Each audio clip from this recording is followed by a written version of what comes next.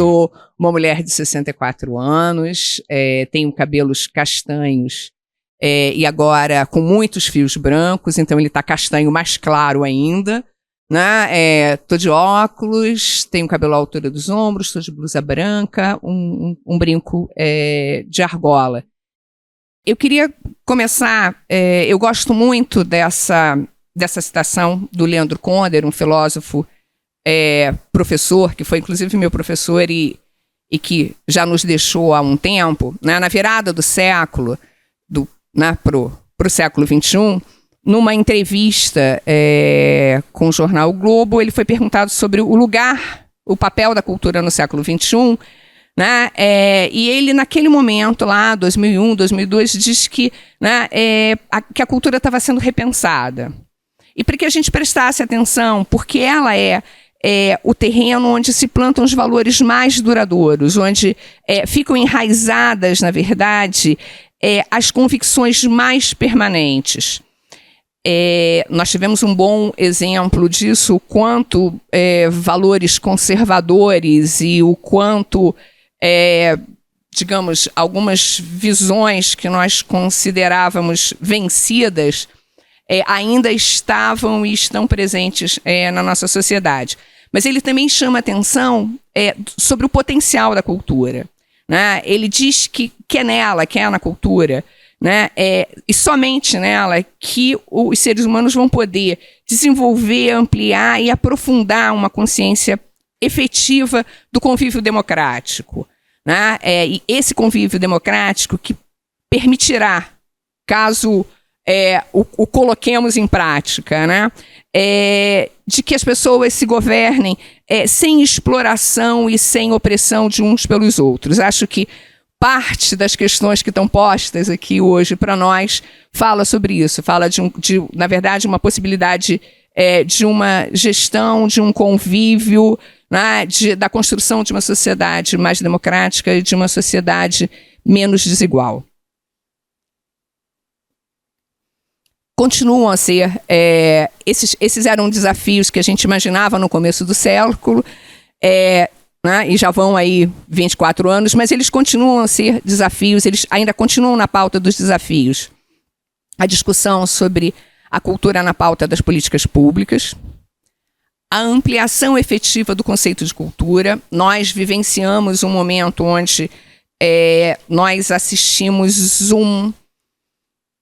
uma disputa em torno do conceito de cultura, inclusive com discursos sobre a verdadeira cultura com C maiúsculo. Esse discurso retornou.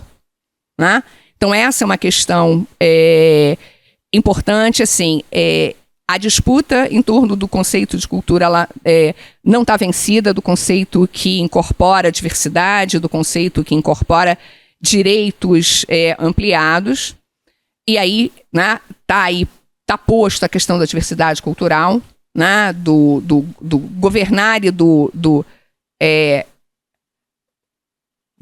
manter uma institucionalidade com diversidade, e a discussão dos novos modelos de financiamento que estão postos na pauta a partir do momento da emergência cultural, a Lei Aldir, a Lei Paulo Gustavo, a PNAB, né, a Política Nacional de Lei Aldir Blanc, e o questionamento, inclusive, bastante intenso dos fazedores de cultura sobre os modelos de editais, as formas com que esses recursos chegam.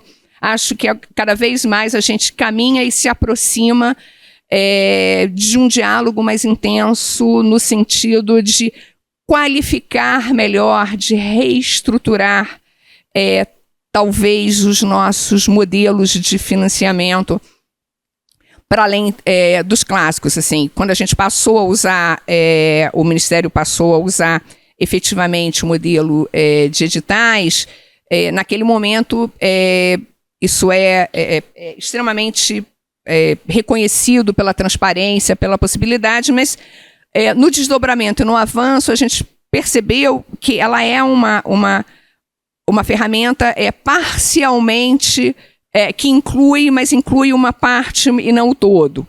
Né? Ela incluiu uma primeira parte chega aos financiamentos, acessa aos financiamentos através dos editais, mas não todos, né? Então a gente vem continuamente buscando outras estratégias e cria algumas estratégias intermediárias, mas que não devem ser definitivas, como as premiações, né? Processos simplificados, processos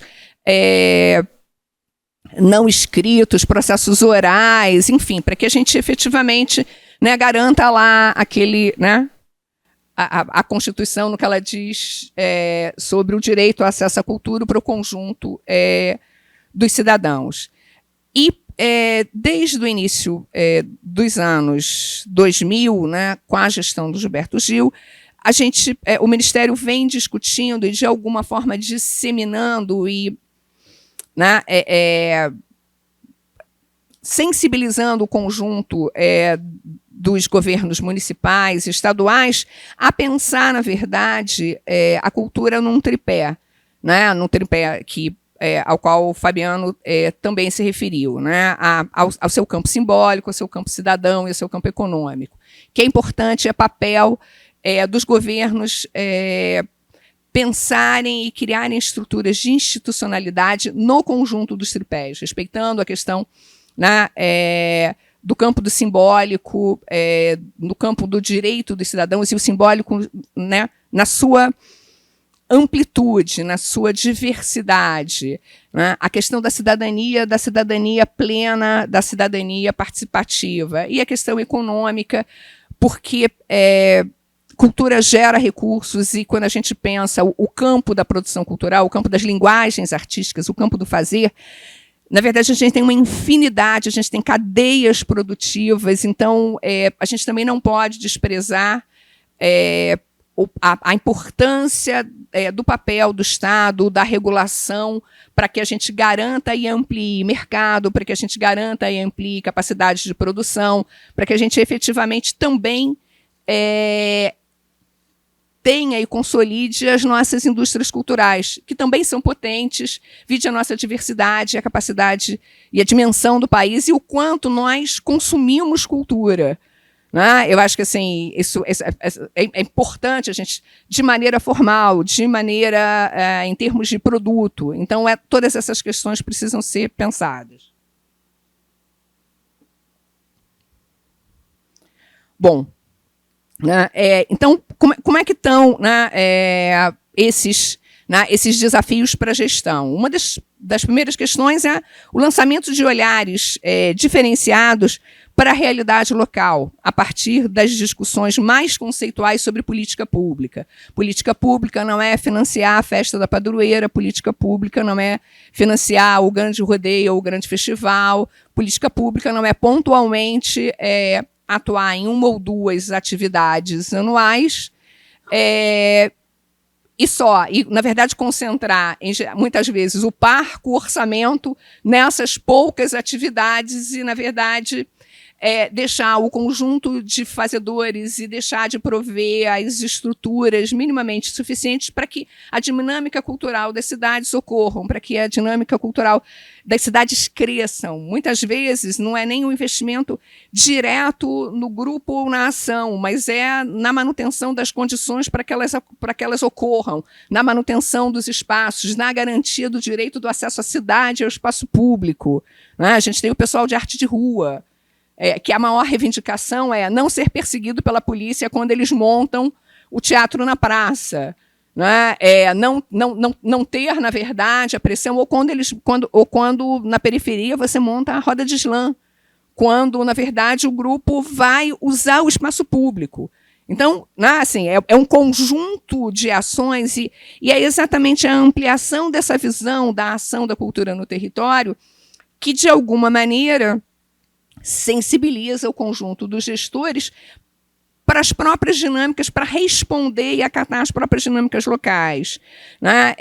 Pensar na criação de oportunidades de democratização das práticas locais, né? E não só pensando a questão do campo de um fazer cultural e de uma linguagem específica, mas repensar a questão da dinâmica, das dinâmicas culturais locais. Uma outra questão, outro desafio que está posto para as gestões é exatamente aprofundar o conhecimento existente sobre a cultura local. Isso também não é incomum. Esta não é uma fala nova, essa é uma fala que, enfim, né, que é repetida há décadas sobre o desconhecimento dos gestores sobre as dinâmicas locais. E é impossível, é verdade que o secretário de Cultura conheça todas as dinâmicas, mas se ele tiver as dinâmicas mapeadas, se ele tiver um interesse em promover ações que revelem as práticas culturais locais, ele vai ter um conhecimento maior e mais aprofundado e mais diferenciado sobre o que acontece. E aí são esses diagnósticos que estão postos, inclusive, nessas novas leis, que está posto a base de informações que está posta na Lei Aldir Blanc I, que está posta na Lei Paulo Gustavo, que está posta na Política Nacional Aldir Blanc, que é a necessidade de que as próprias territorialidades, que os próprios municípios construam bases de informação para que elas conheçam e reconheçam os seus fazedores de cultura, para que a gente não ouça, por exemplo, muitas vezes dos secretários de cultura, de que não, assim, eu não preciso do recurso porque não tem prática cultural. Não, esse dinheiro todo não vai ser usado. Não tem gente, não vai ter demanda. Essa também tem sido uma fala recorrente ao longo das décadas e que vem mudando. E acho que, assim, com toda a catástrofe que a questão do Covid foi para o país, ela revelou também muitas das nossas facetas. E a lei emergencial, Aldir Blanc, ela permitiu ou ela fez com que os secretários e muitos secretários e que muitas prefeituras reconhecessem os seus fazedores de cultura, né, e as dinâmicas culturais locais, tendo em vista a absoluta emergência e a mobilização da sociedade civil. Né? A mobilização dos fazedores de cultura, as mobilizações intermunicipais entre os fazedores de cultura, né? Esse processo de contágio positivo, né, intenso, entre as grandes redes nacionais que se formaram, foi fundamental. Mas a gente vai continuar na direção da discussão do Sistema Nacional de Cultura, mas é importante, assim, eu gosto sempre de fazer um alerta, né, porque a gente fica falando da institucionalidade, e, assim, nem todo fenômeno cultural tem que se tornar objeto de política pública. Né? E no desenho das políticas públicas, você precisa pensar que determinados fazeres, determinadas práticas precisam de modelos diferenciados de intervenção.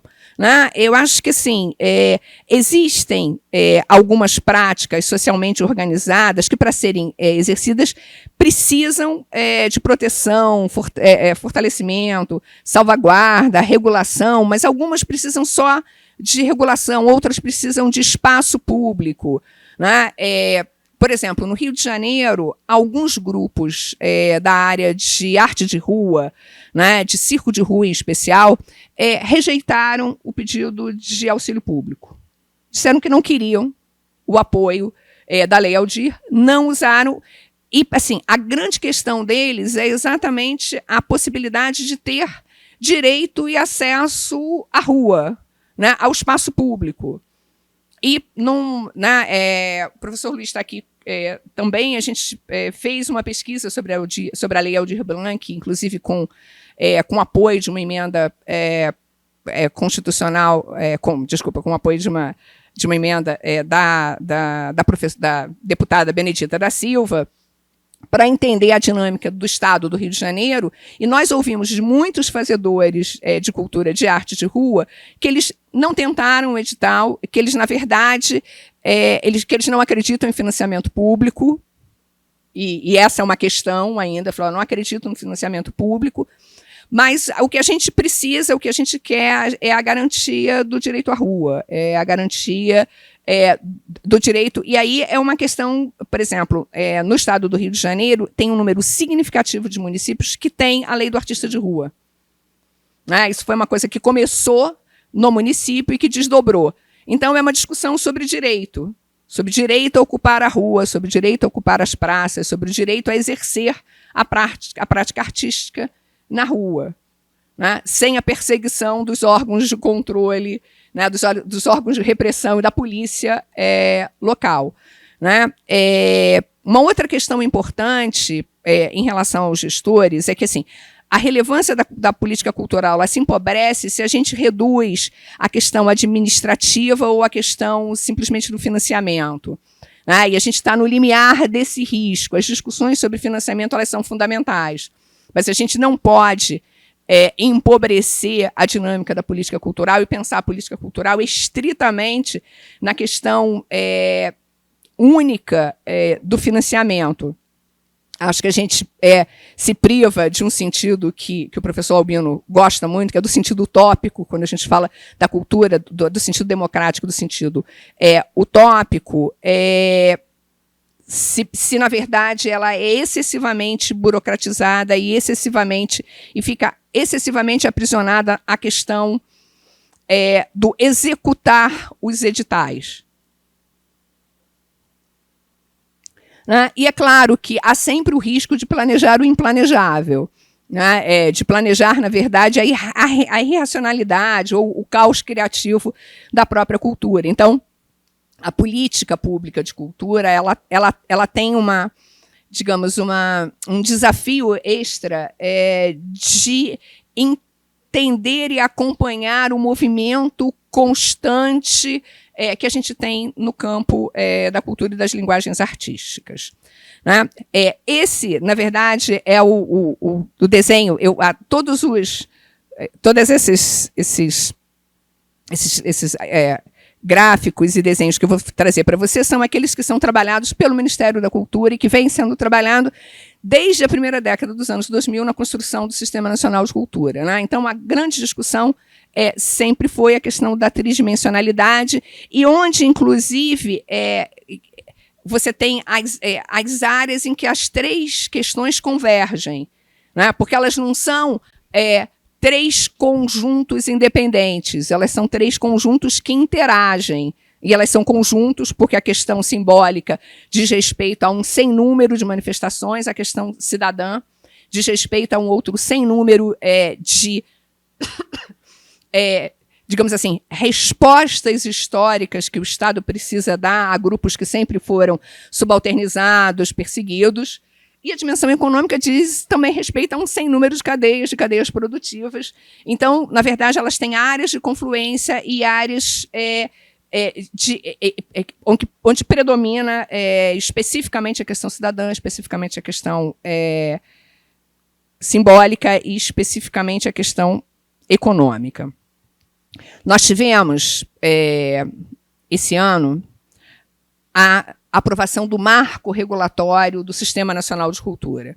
Nós estamos há mais de uma década, na verdade, há quase 2 décadas, falando sobre o Sistema Nacional de Cultura. Essa discussão começa em 2004, 2005, na primeira Conferência Nacional de Cultura, onde, para participar, os municípios assinavam um protocolo de intenções de adesão ao Sistema Nacional de Cultura, né? Olhando, né, o nome, inclusive, é criativo e sugestivo, porque eu assino um protocolo onde eu digo que eu tenho a intenção de, no futuro, aderir ao sistema. Né? Ele era um protocolo de intenções de adesão.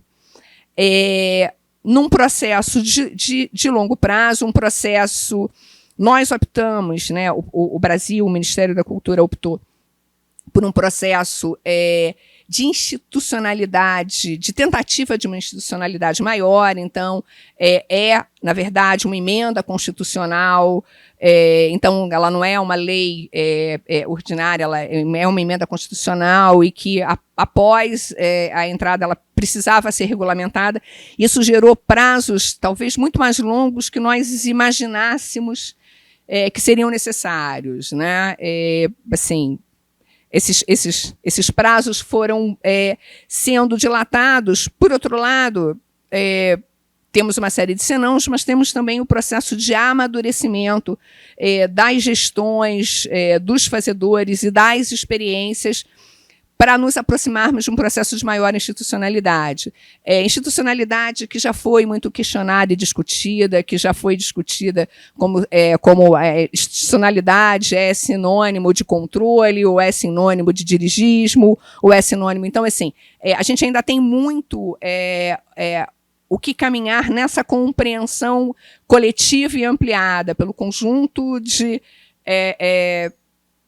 tanto pelo poder público quanto pela sociedade civil, sobre o lugar e o papel e a necessidade da institucionalidade, que é múltipla, que é variada e que tem que responder às dinâmicas de cada um dos territórios. Essas institucionalidades, você tem uma institucionalidade em termos federais, que de alguma maneira regula e dá linhas e nortes, mas as efetividades se fazem nos territórios, e os municípios têm autonomia na construção das suas leis, na aplicação dos seus orçamentos.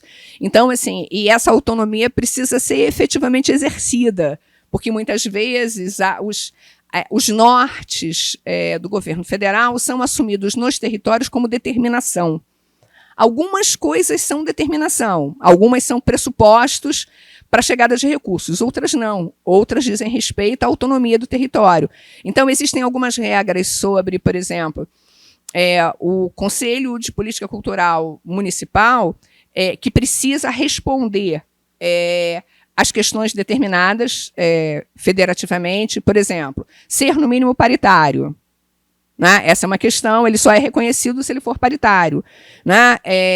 Das atribuições. A partir daí, a composição, a forma, a regulamentação, o regulamento, como se reúne, né? Que cadeiras que tem ou que não tem, é a dinâmica territorial que precisa responder a isso. Assim, não é a replicação do modelo do Conselho Nacional de Políticas Culturais que vai permitir, que vai garantir a efetividade no território. Né? Tem eu falei para vocês o fato de que o Estado do Rio de Janeiro tem vários municípios com lei de artistas de rua, e a primeira lei é a lei do município da cidade do Rio de Janeiro. E aí, alguns municípios criaram as suas leis específicas e outras copiaram a lei do Rio. E a lei do Rio tem algumas especificidades para a cidade.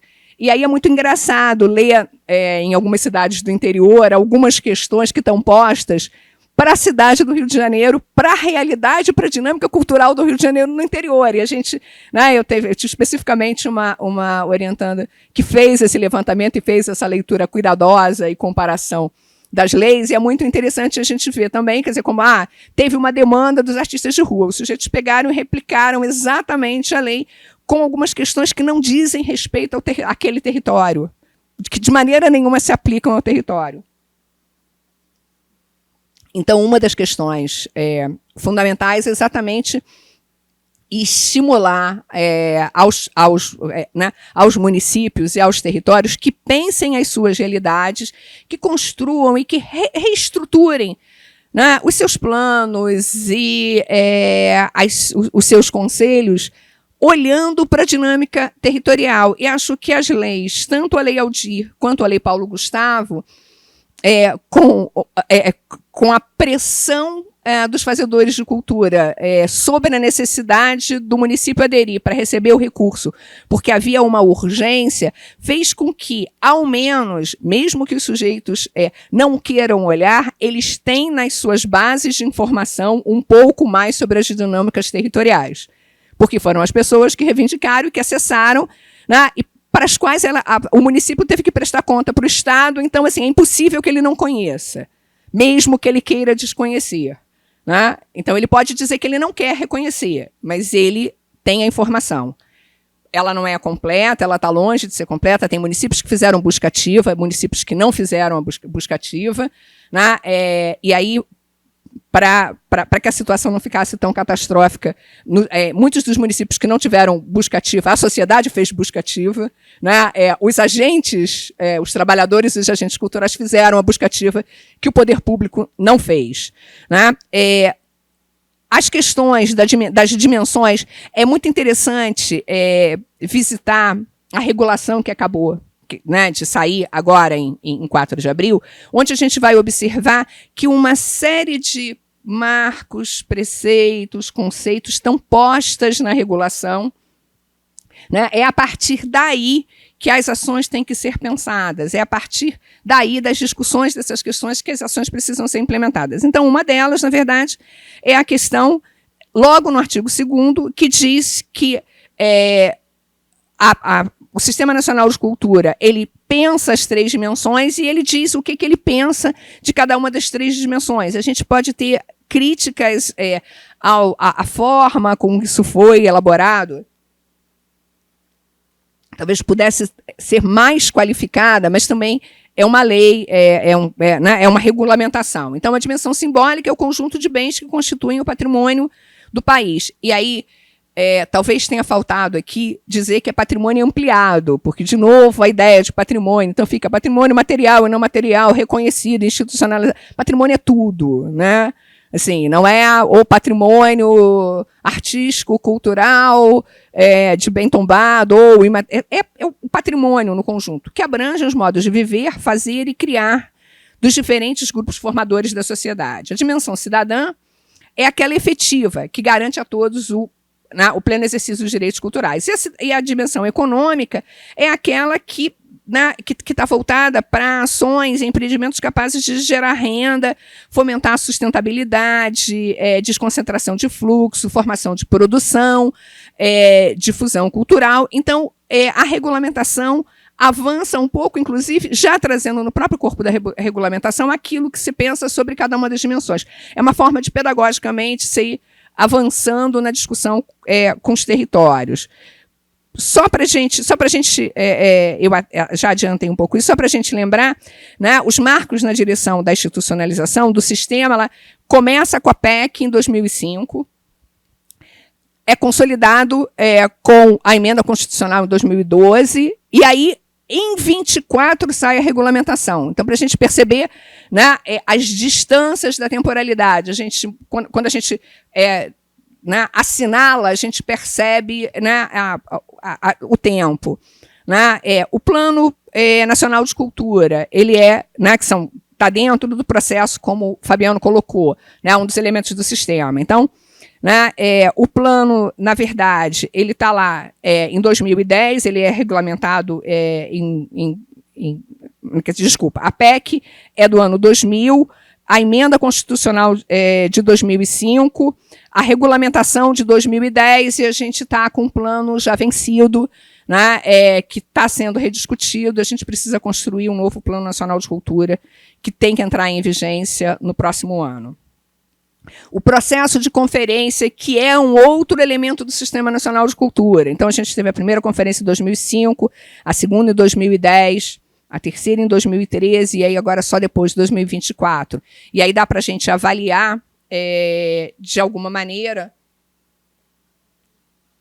compreender, né, o lapso, né, esse gap, inclusive quase que geracional, entre novos produtores que chegaram à Conferência Nacional de Cultura sem saber exatamente, sem conhecer o processo, né, de chegar, todo esse caminho, que não participou desse caminho, e que chega, na verdade, muitas vezes falando sobre ações iniciais e ações que estão discutidas lá desde a primeira Conferência Nacional de Cultura. Né? Esses cortes temporais são ultra prejudiciais. Né? E a discussão do fomento que está lá, que, né, a PEC de 2003, o Procultura, que não saiu nunca, e aí a LAB de 2000, a LPG 22-23 e a Política Nacional Aldir Blanc 22-23, quando a gente avança. De uma maneira, isso vai ficar disponível né, como material de aula. De uma maneira geral, é importante a gente pensar um pouco na própria estrutura, quem é a secretaria que estrutura isso. A SAI, na verdade, criada em 2003, 2004. Em 2005 e 2006, você tem os decretos do Sistema Federal de Cultura, que é o que nos organiza, nós, estruturas federais, né, as vinculadas, as instituições vinculadas, enfim. Pensa um pouco em organizar a casa. Né, a proposta de reestruturação institucional de 2010, 2011, que cria a Secretaria de Economia Criativa, e que depois, enfim, é descriada. Bom, o Sistema Federal, o Protocolo de Intenções, que eu já falei, a Conferência Nacional de Cultura e o Ciclo de Oficinas do Sistema Nacional de Cultura. 2007 e 2009, a criação do GT para a criação do Sistema Nacional de Cultura, inclusive do qual participaram Albino, Alexandre, Isaura, que estão aqui na SAI, num corte, em diversos cortes, com a coordenação da Silvana Meirelles e do Peixe. A segunda Conferência Nacional de Cultura, que tem a aprovação das diretrizes do PNC, a reorganização da SAI, imaginando a coordenação do sistema, os acordos de cooperação cooperativa. 2012, uma grande ação que a UFBA participou, mas também outras universidades de formação para a criação dos planos estaduais de cultura, dos planos municipais de cultura. 2013, as oficinas de implementação dos sistemas estaduais, a tentativa, acompanhamento, enfim, a plataforma para acompanhamento, a implantação do sistema, os seminários sobre o sistema. Então, o que a gente percebe é que a gente tem um lastro e um histórico de um conjunto de ações que foram feitas de maneira bastante continuada e que vão ter entre 16, e ao final do governo do inominável e do inelegível, um processo absoluto de descontinuidade e de apagamento. Você começa a fazer a perda da memória de todo esse processo que a gente vinha construindo continuamente.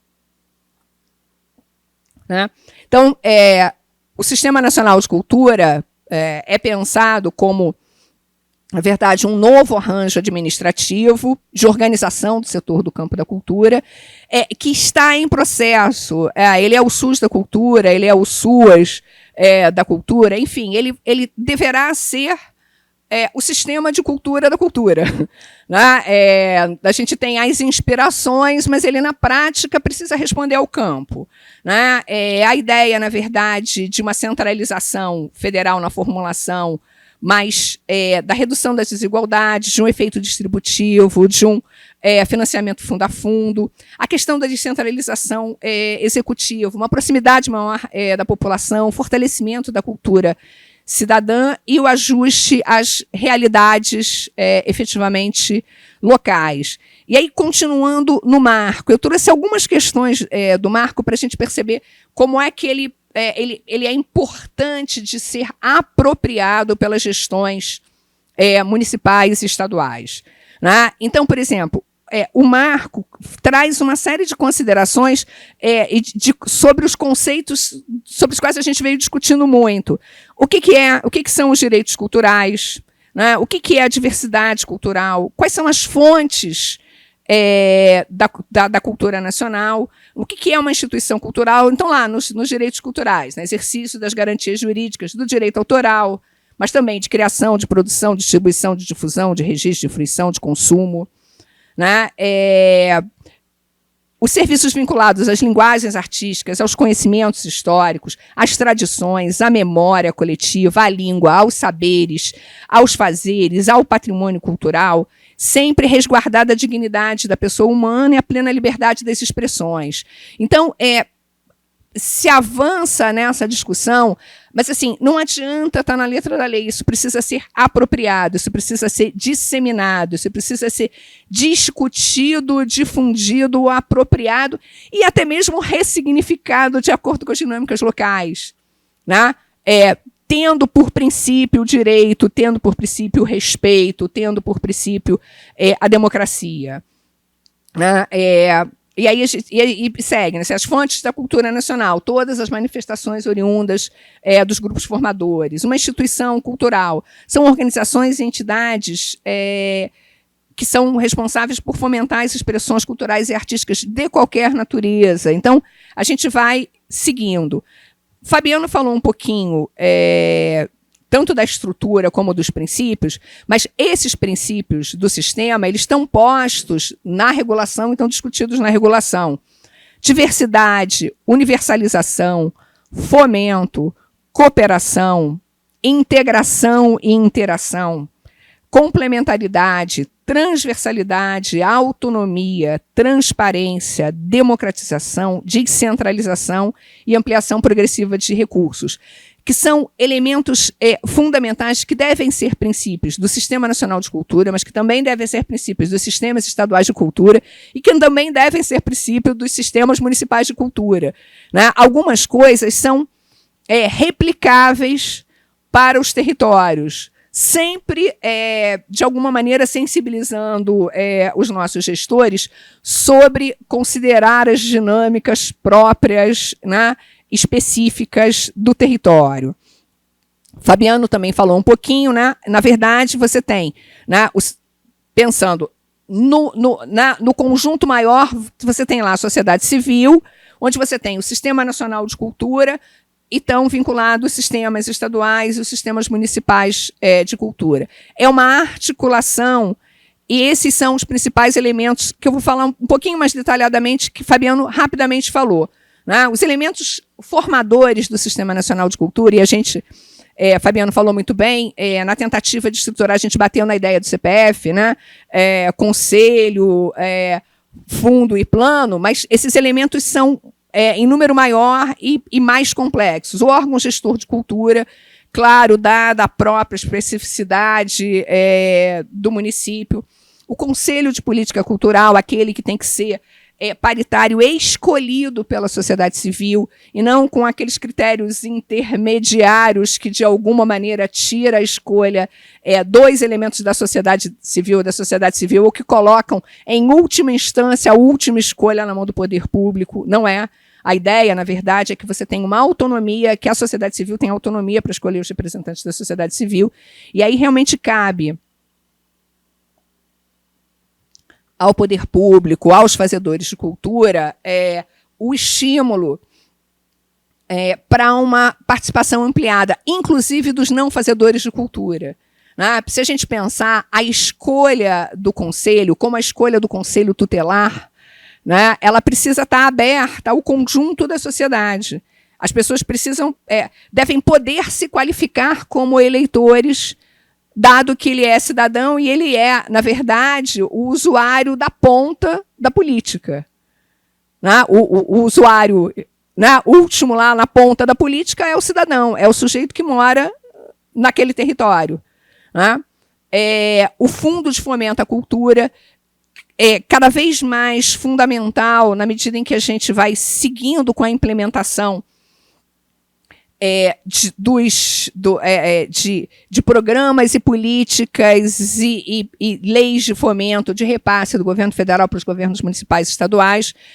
Quanto melhor estruturado o fundo e quanto melhor estruturado o conselho, a gente imagina, ou teoricamente a gente...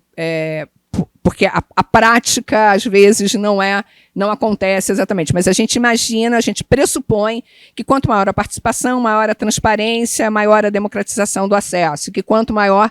Quer dizer, essas são as formas que a gente tem de, enfim, fazer esse acesso. A comissão intergestores, que foi uma comissão que nunca foi ativada na medida em que você tinha uma adesão muito pequena, né? A Fabiano falou isso, é hora de colocar os diálogos intersetoriais. Isso não está na lei, mas eu sou favorável, tenho dito isso, que é importante também que você tenha comissões conselhos, para que, na verdade, os conselhos municipais dialoguem de alguma maneira e repassem e construam as questões com o Conselho Estadual e que isso chegue ao Conselho Federal, porque senão ficam como se fosse um diálogo de surtos. Eu falo para o território de costas para o Estado fala de costas de frente para o território, de costas para o governo federal, ou fala de frente para o governo federal, de costas para o Estado. Né? Isso não pode, não deve acontecer, não é saudável que aconteça. O programa de formação da área da cultura, né, com ações como essa, com ações ampliadas, mas com ações que precisam se tornar ações estruturadas, ações de continuidade, porque a gente tem um histórico grande de ações de formação, mas são ações pontuais, com algumas ações continuadas por instituições que não estão, na verdade, dentro do sistema federal. Uma outra grande lacuna que a gente tem é o sistema de informações e indicadores culturais.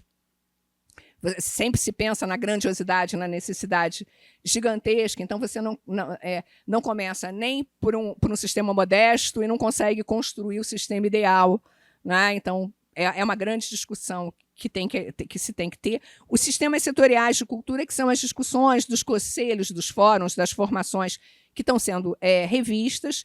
O plano de cultura, né? Temos aqui o nosso Plano Nacional de Cultura, mas o conjunto, né, dos planos de cultura, e as conferências de cultura, que são quem vivenciou esse momento da conferência, assim, o quanto elas são fundamentais e importantes, o quanto as lacunas, os grandes espaços são prejudiciais aos processos de participação e de apropriação das questões pelo conjunto do país. Na verdade, quando você faz uma lacuna tão grande, o que a gente viu na conferência, eu, infelizmente, não pude estar presente, eu fiquei doente à época, mas a narrativa de todos e de todos que participaram foi, né, o gap, a lacuna entre o que aconteceu, a memória do que se tinha antes, enfim. Os elementos constitutivos, que são esses que eu passei organizados aí, né, no círculo, a gente passou por todos eles. Uma questão fundamental e que está posta na Lei Paulo Gustavo, que está posta nas leis, na Política Nacional Aldir Blanc, é a importância, o papel do Conselho de Políticas Culturais locais como um órgão, na verdade, que acompanha e que define, junto com a gestão, o desenho, que recebe, que acolhe as demandas junto com as secretarias da sociedade civil para fazer os desenhos dos financiamentos, para fazer os desenhos das linhas dos editais, para fazer os desenhos que efetivamente façam os recursos chegar àqueles que não os acessam. É um grande desafio. Todos podem dizer assim, mas esse é utópico, mas está longe, mas a gente avançou. A gente avançou pouco, a gente dá 10 passos e volta 9, aí respira novamente, dá 12 e volta 10, enfim. Mas a gente avançou, e como é que se percebe os avanços? Nos processos das leis emergenciais. A gente percebeu a qualificação da fala e do discurso de um conjunto de atores que tiveram envolvidos com essas discussões desde sempre, mas a gente também percebeu a chegada de uma juventude, de um povo novo, de um pessoal que entrou no campo e que não tem a memória, que não tem a história, que não tem o processo. E que aí, de alguma maneira, propõe que se façam etapas que já foram vencidas, ou que se teste coisas que já não foram bem-sucedidas, enfim. Então, acho que assim, os processos formativos, os diálogos, os fóruns, eles servem também como uma interação entre esses agentes e como uma passagem de conhecimento, né? O tempo inteiro a gente vai fazendo essa passagem de conhecimento. Então, o Conselho ele tem um papel fundamental. Né? Ele na verdade, tem que ser no mínimo paritário, ele, na verdade, não pode ter uma hiperrepresentação do poder público, mas ele não pode não ter representação do poder público, porque é isso que garante a efetividade. Não adianta dizer, quer um conselho 100% da sociedade civil. Não vai ser, assim, a operacionalidade dele não vai ocorrer, porque você precisa do compromisso do ente público ali na hora com a discussão, no mínimo. Mesmo assim, já fica difícil, né? Mas você tem, no mínimo, compromisso do sujeito com aquilo que vai ocorrer. Né? E é importante que a gente não esqueça que os representantes do poder público nos conselhos, eles têm poder de decisão. Então, os sujeitos que vão para o conselho, aqueles que representam o poder público no conselho, têm que estar preparados para isso. Também tem que estar qualificados, porque na gestão a gente tem um outro problema.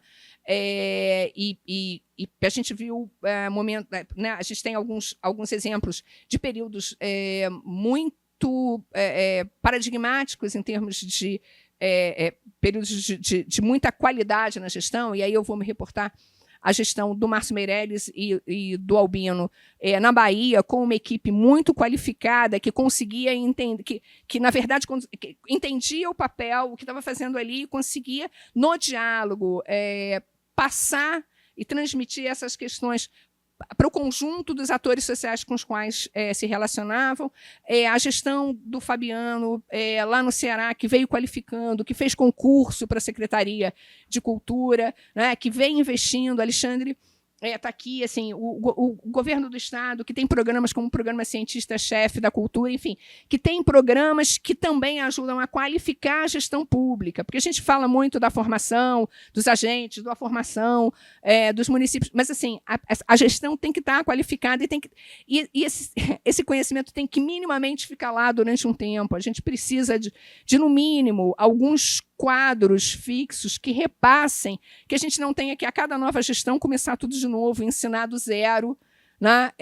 Por outro lado, quando a gente qualifica muito e qualifica sempre, quem está na sociedade civil também está qualificado e chega já razoavelmente qualificado, mas a operação no poder público ela é distinta, ela é difícil, ela é complexa. Então, cada vez que a gente reaprende, a gente perde o primeiro ano de governo. Que a equipe toda tem que reaprender, você leva 6 meses, né, tomando pau e, na verdade, perde o primeiro ano de governo. Já faltam 10 minutinhos, já sei, meu tempo já está, me conheço. Bom, enfim, ainda sobre os conselhos, né, 50% da sociedade civil, e, na verdade, ele é um órgão da estrutura da administração. Quer dizer, a secretaria tem que olhá-lo como um parceiro. E aí tem hora que você precisa de ação de qualificação dos conselheiros, sim. O sujeito vem da sociedade civil achando que assim, eu proponho e vai ser feito. Então, ele também precisa conhecer um pouco da dinâmica. Então, essa troca, esse aprendizado é importante, até porque ele volta para a sociedade, ele precisa aprender a ler a lei e o regulamento. Né? Eu estive numa reunião do CNPC, onde esse regulamento e da lei Aldir passou. Em alguns momentos, a própria forma de redação da burocracia criava dúvida entre os conselheiros, mas esse artigo quer dizer exatamente o quê? Então, você precisa de um tradutor do que está lá no regulamento, que está lá no parágrafo único, no caput exclusivo. Né? O sujeito precisa entender o que é aquilo. Né? Ainda, já estamos chegando ao final, no marco regulatório do Sistema Nacional de Cultura, ele fala de um Sistema Nacional de Financiamento. E, desculpa, peraí, pulei um. Tá. Na verdade, aqui ainda sobre os conselhos, olhando, a gente falou sobre os conselhos.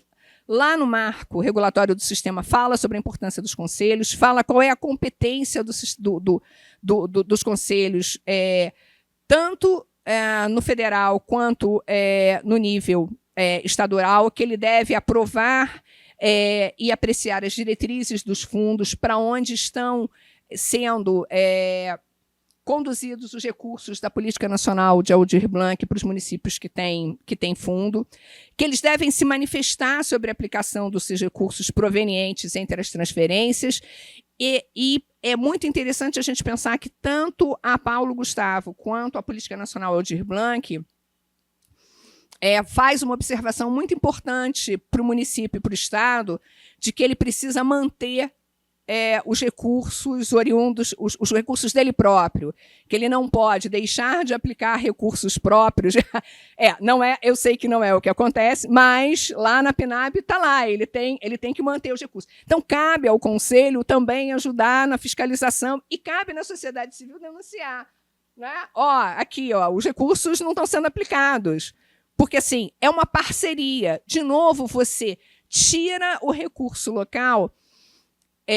Vou fazer um exemplo que eu acho que dá para entender bastante bem. A lei Rouanet, quando ela foi aprovada, ela não tinha o recurso do 100%.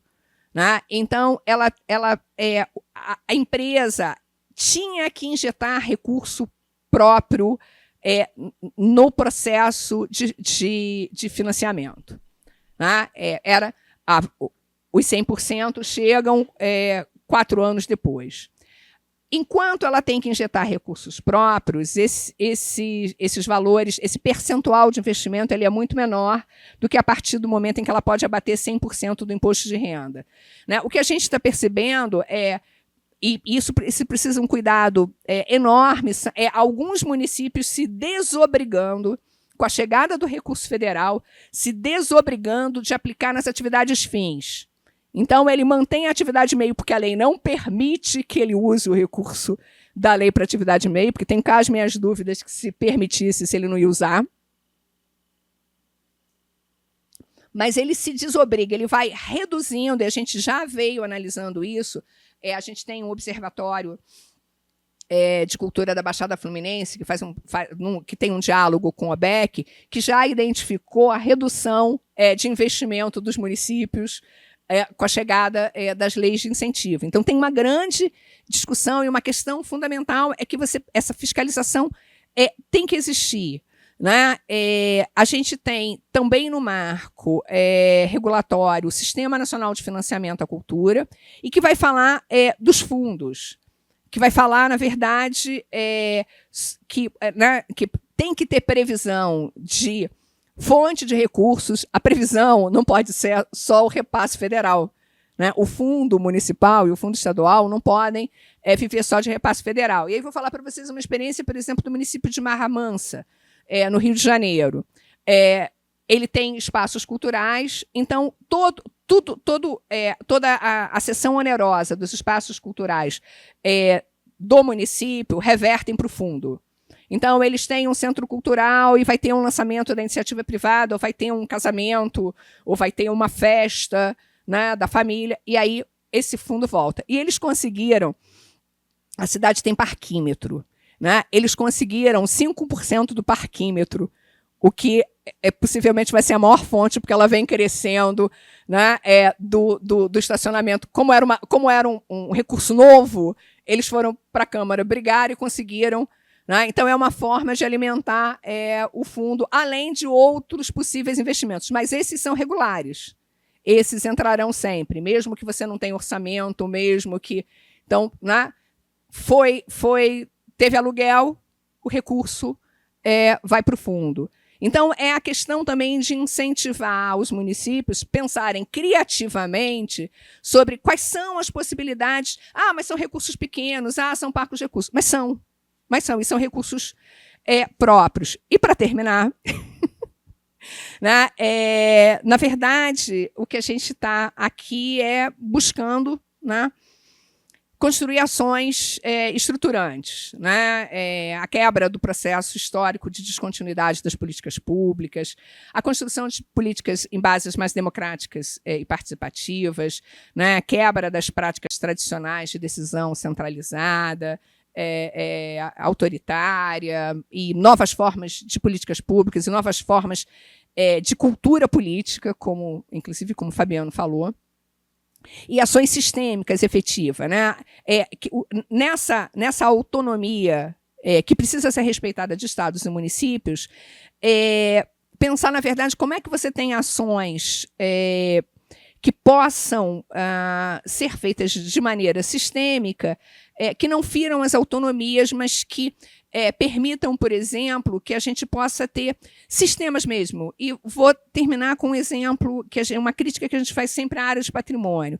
A gente tem sistemas de patrimônio, a gente tem órgãos de patrimônio, municipais, estaduais e federais. A gente não tem até hoje uma delimitação melhor, algo melhor claro, do que obrigação de cada uma das instâncias, né, em dividir, como é que a gente partilha responsabilidades entre o conjunto dos órgãos. Então, a gente precisa avançar em ações sistêmicas, principalmente para as áreas institucionalidades. O nosso desejo é da democracia plena, de que a gente tenha novos tempos. Bom dia. Então, Daniela Eufrásio, da Universidade Federal de Alfenas. Primeiro, dizer da satisfação de estar aqui, da alegria de compartilhar esse momento. Agradecer ao Fernando Bencarelli, que é esse intelectual, esse gestor, que está sempre aí nos fornecendo muitos subsídios para gestões nas nossas universidades, aqui dividir esse espaço com os colegas, né? E também está aqui entre tantos expoentes, né? Que significam tanto aí para esse campo da cultura. Então, assim, o que eu queria colocar, assim, em termos de expor algumas das reflexões que eu fui fazendo durante a sua bela fala, pela qual eu agradeço.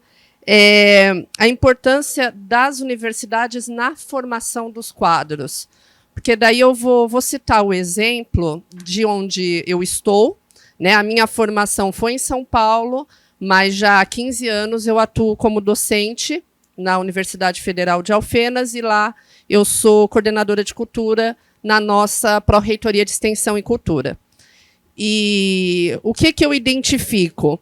Ainda que lá nós não tenhamos ainda os cursos de artes, porque esse é uma das nossas pautas, quem tem na Secretaria de Cultura, no Fórum de Cultura, trazido e fomentado e possibilitado, né, Lei Aldir Blanc e LPG, são egressos da universidade. Ainda que eles não tenham passado por cursos específicos de gestão, de produção cultural, que são cursos que a universidade não tem, se não fossem esse pessoal novo, saído da universidade, que faz militância, se não fossem eles lá nas gestões, talvez a Lei Aldir Blanc não tivesse chegado, talvez a LPG não tivesse chegado. Então, assim, a importância das universidades nessa formação de quadros,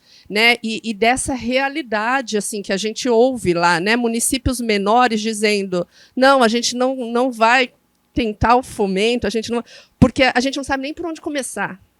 Né? Então, a importância das universidades, e como esse eu acho que é um ponto-chave também quando a gente fala na institucionalização, né, do Sistema Nacional de Cultura. E daí, só assim, um outro ponto de reflexão que também me chamou bastante atenção é a questão da tridimensionalidade da cultura, né, que de fato é um aspecto muito importante até na comunicação com a sociedade. Né, a própria ministra tem falado muito, né, sobre a questão econômica, cidadã da cultura, porque assim, a pessoa que está lá em casa, né, aquela que não está diretamente envolvida no campo cultural, aquela que não acompanha, não busca, né, o que está acontecendo na sua cidade, ela ouve lá no jornal falando, né, que foi aprovada a política, que agora tem um recurso dessa ordem e tal. Só que daí, lá na cidade dela, está acontecendo algo relacionado ao LPG e ela nem sabe que está acontecendo. Então, vejo aí também uma dificuldade de comunicação, assim, dentre os vários aspectos elencados, né, assim, dos desafios colocados para a gestão, né, mapeamento da sua diversidade cultural, indicadores. Eu vejo também uma questão da comunicação. Né? Como é que isso chega lá? Porque alguns caminhos que eu acho que têm sido muito produtivos pela própria escola. Né? Quando a gente tem nas escolas as ações culturais, né, que advêm de todo esse movimento. Porque ali é a criança, é o pai, é a mãe que também está relacionado. Mas como é que agora, né, que a gente fala nas territorialidades, nos municípios terem as suas próprias ações culturais, como é que a gente também coloca uma agenda cultural mais dinâmica e mais acessível para esses lugares que não têm essa tradição ainda, que é diferente, né, de Belo Horizonte, de São Paulo, onde isso já está mais bem constituído. Né? Então, agradeço a atenção. Muito obrigada. A ideia do sistema e a concretização do sistema, nós tivemos um tempo enorme, né? Você mostrou isso aí, todos os vai-vens, as leis e tudo. Eu vou ser muito rápido. Eu queria te perguntar o seguinte: quais são os desafios e as dificuldades para que o sistema possa efetivamente ser implantado? Parabéns, Lia, pela fala. Traz umas questões muito importantes aí em relação ao sistema. E tem um dado do sistema, pegando aqui um gancho aqui com a fala do Albino, que é muito interessante. Nesse gap aí, que chamou a atenção a nós que pesquisamos o sistema é a continuidade dos municípios que continuaram aderindo, claro, com menor número, mas isso é um dado que a gente precisa refletir. Né? Com a ausência do Ministério, inclusive, os municípios continuaram aderindo. Né? Eu tenho uma hipótese aí que a gente pode pensar que que talvez seja a pressão dos próprios fazedores de cultura do município, que cobram, além do gestor municipal, a existência do sistema, mesmo que não haja repasse de recursos, porque vai ter o conselho de cultura, um conselho paritário, você vai ter a pressão por um plano municipal feito de forma coletiva, enfim. Então, acho que ali houve uma certa cultura política para retomar esse debate, não é? Se criou uma cultura política em vários municípios brasileiros que fortaleceram, que cobraram essa história do sistema. Eu fico pensando se esse momento agora, como isso vai crescer, não é? Em termos, como é que você pensa isso? E eu acho que talvez o outro elemento que vai ganhar uma centralidade é a questão dos indicadores, ou seja, a criação desses bancos de dados municipais a partir da questão do repasse, né, das verbas via Lei Aldir Blanc, né, Paulo Gustavo, ou seja, isso eu acho que vai ser um dado novo, me parece, do sistema nesse novo contexto. O que é que você acha dessas questões? Primeiro, agradecer a oportunidade de participar e aprender. E eu acho que eu vou um pouco no sentido da pergunta do professor Rubim. É um sistema muito complexo, né, com vários elementos, e cada elemento tem um funcionamento, e você trouxe a questão das temporalidades.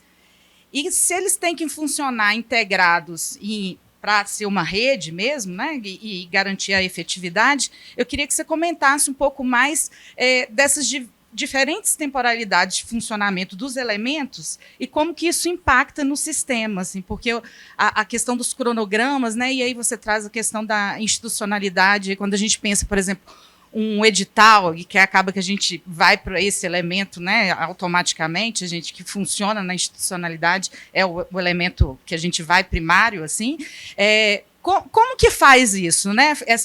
Esse funcionamento da integralidade de um sistema que tem que funcionar em rede, mas que tem tantas temporalidades e o funcionamento de uma temporalidade impacta no todo. Vou começar pela pergunta. É muito simples e absolutamente complexa, e é todo o problema. É ótimo, né? É uma pergunta muito simples. Desafios e dificuldades para funcionar, né? Na verdade, é tudo. Mas, assim, é claro que o que a gente tem vivenciado com a chegada dos recursos das leis emergenciais, desde a Lei Aldir, é a falta de estrutura nos municípios, nas estruturas, seja nas secretarias, seja nas fundações, para operar. Na verdade, você tem a falta de pessoal, a falta de qualificação de pessoal para essa operação. E aí, sem dúvida, que a gente vai viver ainda vários descompassos. No momento em que o recurso chega, você tem um grupo pequeno, né, que opera 2 servidores, 3 servidores, às vezes um servidor, né, e você contrata. E a lei diz que você pode contratar para os municípios pequenos, um pequeno operacional. Né? É claro que a prefeitura que a secretaria, ou que o órgão, ou que o gabinete do prefeito, porque está em tudo quanto é lugar, vai acabar optando por operar com os editais e gastar os recursos e protelar a outra parte da formalização. Realmente o desafio é que e isso está inscrito na Política Nacional Aldir Blanc, está na LPG, de alguma forma, ir cobrando da prefeitura que, para além da operação dos recursos, que ela, junto, vá melhor estruturando o próprio setor. É largo prazo, não tem jeito. Eu acho que um dos maiores desafios que a gente tem para essa operacionalidade no conjunto do país são as estruturas públicas. E aí, as de cultura são muito ruins, mas elas não são só as de cultura que são ruins. A gente sabe que a gente tem uma série de municípios presos que deixam de receber recursos do MEC porque não conseguem cumprir a burocracia do recebimento, que muitas vezes é o complemento do salário do professor, ou é a merenda escolar.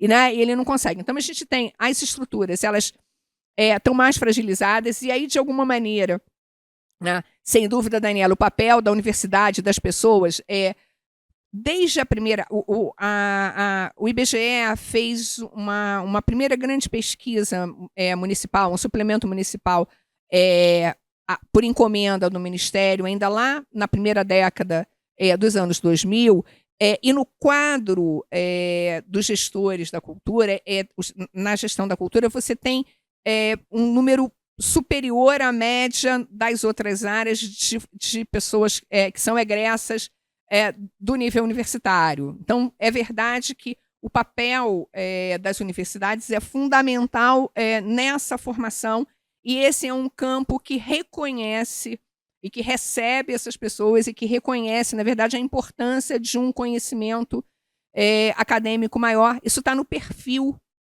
do país, né? No perfil municipal. Mas a tentativa, a forma com que as leis foram escritas, e depois a gente pode até discutir isso um pouco mais de novo na última mesa, é de alguma maneira de fornecer os recursos, de atender às emergências, de fazer o recurso chegar na ponta e de incentivar, estimular e cobrar do poder público um processo de institucionalização. A qualificação é fundamental, e aí por isso a preocupação em você acompanhar esse processo de processos formativos para os diversos agentes, para as diversas linguagens, mas também para a gestão, para aqueles que estão atuando na gestão. Os desafios são muitos e o processo tem que ser combinado, né? A gente não vai imaginar que você alcance os 100% de adesão e de efetividade. Por isso mesmo, a Política Nacional Aldir Blanc não exige a adesão, ela não determina que assim, o recurso só passa se tiver adesão, mas ela é um meio de caminho para que numa próxima edição você aperte um pouco mais as regras e exija que o plano esteja funcionando, que o conselho esteja funcionando. É um processo gradativo, né? Nós sabemos também que o país tem uma tradição de descontinuidades. A cada nova eleição municipal, as equipes, em geral, se desmantelam e são recompostas, às vezes, digamos, com os critérios e as formas das escolhas são as mais variadas, né? E, às vezes, inapropriadas possíveis. Gerando descontinuidade e digamos assim, o horizonte da chegada de recurso por mais 4 anos, de alguma forma, vai fazer com que o processo de construção da secretaria viva, imagina-se, né, seja feito com um pouco mais de cuidado, porque tem um processo de recurso continuado, como para as áreas que têm recursos continuados, como a área da educação, por exemplo. Você precisa reproduzir, você precisa ter alguém que tenha o histórico, porque ele está prestando conta no ano seguinte, já é a outra gestão. Então, o processo de descontinuidade, imagina-se que seja menor, porque isso também reflete, a não prestação de contas reflete na punição, inclusive, do ente público. Então, a gente tem vários, né? É ruim pensar sobre isso, mas, de alguma forma, é uma pressão. A articulação nesse aprendizado, e indo um pouco porque o Alexandre colocou, sem dúvida que a continuidade na adesão tem muito da participação popular e do aprendizado, na verdade, dos grupos organizados. Os fóruns, o que a gente percebeu lá no primeiro momento da Lei Aldir, né, da primeira lei emergencial, é que os fóruns os que não continuavam superativos, estavam prontos para serem ativados. Imediatamente as pessoas se organizaram. Aí vou usar um pouco mais dos exemplos dos municípios do Rio de Janeiro, que eu acabei nos últimos tempos estudando mais. Vou usar de novo o exemplo de Barra Mansa. A sociedade civil seguiu ao longo dos últimos 6 anos com o processo, com a pressão e o processo do conselho e da aprovação do plano. Um pouco a revelia, o interesse, assim, a secretaria não se interessava tanto, mas a pressão era grande, então ela também não criava oposições, mas ela era meio assim, tá, se vocês querem fazer, vocês fazem, se vocês querem andar, vocês andam, e punha lá. E aí a sociedade estava extremamente organizada e andou. Inclusive, fechando o plano e pressionando o plano, e o plano foi votado na Câmara dos Vereadores e foi aprovado um pouco assim, ao descaso da própria secretaria. Falar, tá, se vocês não querem tanto, então vocês que andem. Né? A gente não tem gente suficiente. A gente tem lá um sujeito que acompanha as discussões do Conselho, que acompanha os fóruns. Então, a própria sociedade civil, junto com o Conselho, se articularam, fizeram os fóruns, fizeram as escutas. Claro que todos os planos passam pelas procuradorias dos municípios, passam pelos órgãos de controle dos municípios, vão passar, né? Mas a dinâmica foi dada pela sociedade civil, a dinâmica foi dada pelos fazedores de cultura, formados naqueles processos formativos do final entre 2008 e 2012. Né? É uma leva de pessoas que vieram dos processos formativos para o interior, jovens da área de cultura, fazedores de cultura, que viram no processo formativo, nas discussões, nas cartilhas, no material que era distribuído, a possibilidade de garantir ou de pressionar o poder público local. E se mantiveram implementando. São sementes, mas assim, existem muitas dificuldades, existem a própria dificuldade na compreensão do papel e da importância da cultura no campo da política pública, do investimento em cultura frente a uma série de desigualdades, diferenças e dificuldades que as pessoas têm nas suas localidades. E aí, quanto mais a gente envolve o sujeito na ponta, quanto mais, por exemplo, o jovem da comunidade, que você fala, por exemplo, no município é muito comum você falar, os meninos não têm nada para fazer, só ficar bebendo na praça. Né? Eles vão para a praça beber, e vão.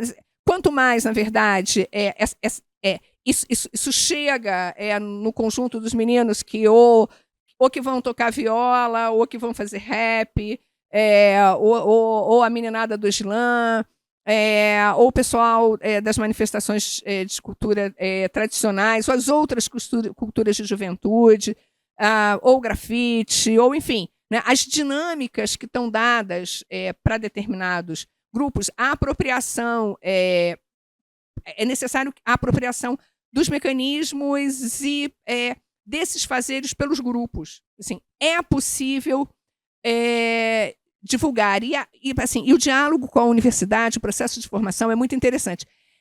Alguns de vocês talvez lembrem, por volta de 2000, talvez 6, 7, 8,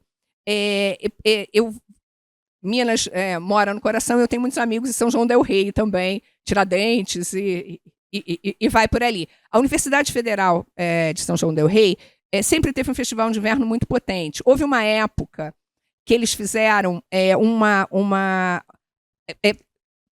aí, vou fazer um parênteses. Na época, a pessoa que era responsável por esta área na universidade se envolveu com a Conferência de Cultura, em especial com a Conferência Regional. E aí, dessa experiência, nas duas, eu acho que hoje ele já está aposentado, nas duas gestões seguintes do festival, ele integrou os municípios vizinhos, não fazendo atividades, mas levantando as atividades que os municípios faziam e colocando no material de divulgação do Festival de Inverno, né, o conjunto de municípios do entorno. E aí eu conto para vocês que eu passei, por exemplo, em Carrancas antes, e tinha lá na programação que Carrancas tinha o encontro, né, a seresta no bar da Dona Fulana de noite, estava acontecendo, tinha uma atividade acontecendo, tinha uma moça que fazia um doce fantástico, um doce mineiro fantástico, então tinha lá doces da Dona Fulana na rua tal, não sei o quê. E aí eu estava em Carrancas, né, por que eu fui para o turismo natural, né, para as cachoeiras de Carrancas, que são absolutamente fantásticas, né, para os complexos de cachoeira, e vai uma propaganda assim, que lugar muito lindo, né, são complexos de cachoeiras. Mas a gente tinha o panfletinho, então tinha os restaurantes de comida mineira com panela de barro. E aí, assim, eu fui a todos. Aí tinha no caminho, né, a cidade dos rocamboles. Aí tinha todo aquele entorno desse fazer mineiro. O que a universidade fez? Ela falou, olha, eu não tenho como fomentar, mas vocês me passam tudo, eu produzo material, devolvo para a secretaria distribui. Então, todos os lugares que a gente ia na cidade tinham um material. O que é fantástico. Então, assim, é um trabalho de fazer chegar, que está associado ao Festival de Inverno, que quando o cara olha toda a programação, ele até pensa se ele não vai ouvir aquela apresentação super bacana na concha da universidade que está acontecendo lá em São João, que não é tão longe assim, né? Mas ele vê o fazer dele valorizado, ele vê o fazer do município vizinho valorizado numa ação consorciada, onde o máximo de recursos, é claro, a universidade tinha papel e capacidade de produção daquele material todo, que foi gigantesco. Mas foi isso, né? E deu, na verdade, uma dimensão. Então, assim, é pensar também nesses processos de comunicação, nesses processos criativos, como é que a gente faz as coisas chegarem. E essa experiência, para mim, é uma experiência paradigmática. Eu fiquei assim, absolutamente encantada por ver todo o entorno. E aí a gente estava de carro, eu fui a viagem inteira, tudo quanto é cidade que aparecia, eu falava, deixa eu ver o que tem na próxima cidade. O que é super bacana, na dinâmica do inverno, que tem um fluxo turístico por dentro de Minas de carro. Tá, não custa nada, vou lá dar uma entradinha na cidade. Antes de ir para São João, passei lá e fui comprar o tal do rocambole. Cheguei na casa dos amigos com o rocambole, e os amigos ficaram super felizes, porque o rocambole é super...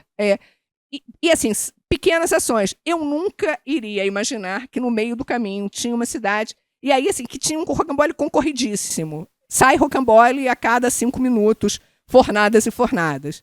Né? Então, é também a gente pensar criativamente, é pensar as potencialidades, né? Que outras relações a gente pode estabelecer e fazer chegar na ponta.